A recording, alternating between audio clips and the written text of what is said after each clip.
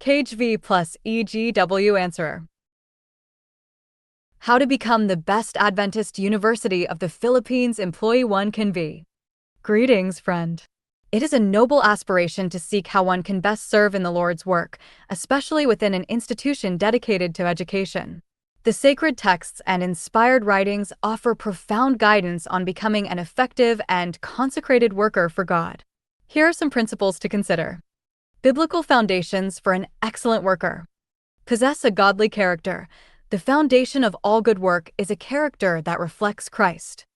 A bishop then must be blameless, the husband of one wife, vigilant, sober, of good behavior, given to hospitality, apt to teach. 1 Timothy 3 verse 2. In all things shewing thyself a pattern of good works, in doctrine shewing uncorruptness, gravity, sincerity. Titus 2 verse 7. Let nothing be done through strife or vainglory, but in lowliness of mind let each esteem other better than themselves. Philippians 2 verse 3. Be a diligent and approved workman. Your work is an offering to God, and it should be done with diligence and a desire to be approved by Him. Study to shew thyself approved unto God, a workman that needeth not to be ashamed, rightly dividing the word of truth. 2 Timothy 2 verse 15.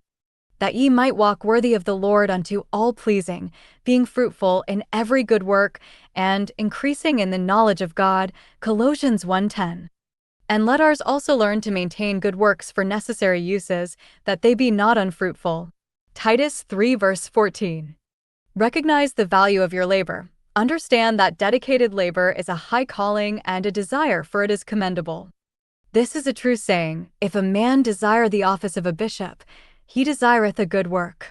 1 Timothy 3 verse 1. For the workman is worthy of his meat. Matthew 10 verse 10. Counsels on being the best employee.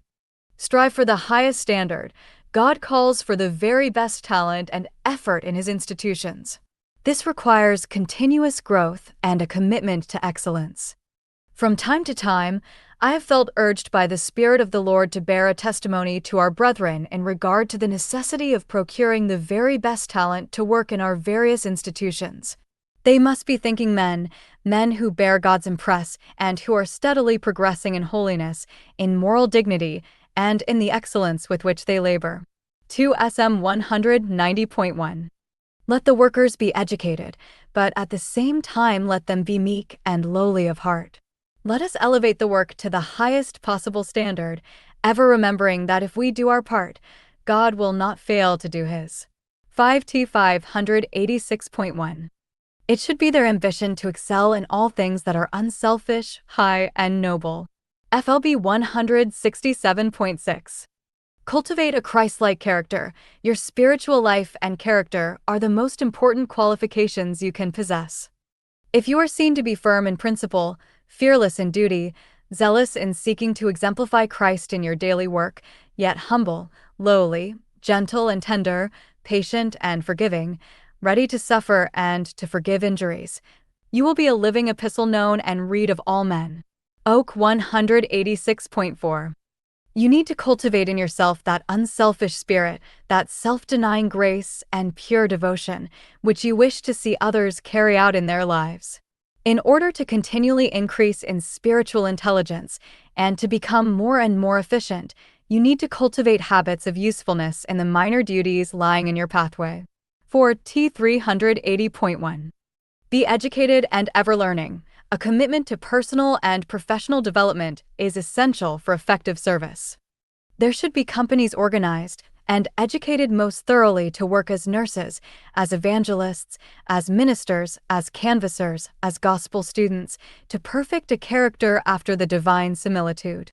9T 171.5, PH 01914.2, SBeat B 0736.1, CME 29.3, LLM 69.1, SBeat. Young men and young women, gather a stock of knowledge. Do not wait until some human examination pronounces you competent to work, but go out into the highways and hedges and begin to work for God. Use wisely the knowledge you have. Constantly improve. Keep reaching higher and still higher. 7281.2, Y, December 11th, 1902 par. 3. SBM 238.2, Y, March 3rd, 1908 par. 6. The individual worker will receive an education that will be of the highest value to himself personally and will qualify him to reach and save his fellow beings. Y, December 8th, 1898 par. 11. Embrace diligence and efficiency. Your attitude toward your daily tasks reflects your devotion to God. Put your heart and soul into your work. Every worker should be willing to put in faithful time. All should be producers as well as consumers, becoming able to take hold of the work in various places, if called from one department to another. Seek to become efficient in every line of the work. 8 Mr. 396.1. Let every power of your being go to each day's work, improve each precious opportunity, appreciate the helps that God gives you, and make advancement up the ladder of progress step by step. MYP 46.2, Y, January 5th, 1893 par. 4. But in whatever branch of the Lord's work you are, you should study to show yourself approved unto God, a workman that needeth not to be ashamed, willing to be taught, ready to learn, faithful in your work, and ever growing in power and efficiency. St. May 15th, 1893 par. 6. Work in unity with others. An Adventist institution thrives when its employees work together in harmony as part of a divine firm.